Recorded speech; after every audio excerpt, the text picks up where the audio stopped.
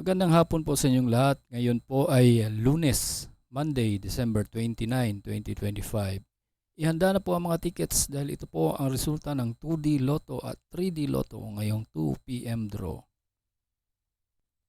Kung bago ka pa lang sa aking channel, pwede kang mag-like, share, at subscribe para updated kayo sa mga PCSO lottery results araw-araw. For 2D Lotto ngayong 2 p.m. draw, ito po ang mga winning numbers.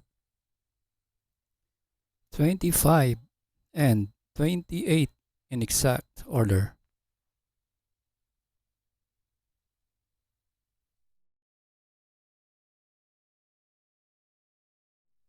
Para sa 3D Lotto ngayong 2 p.m. draw, here are the winning numbers.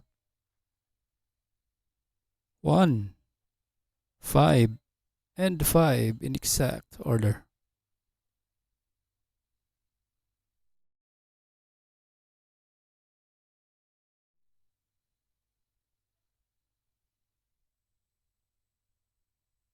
Congratulations po sa lahat ng nanalo.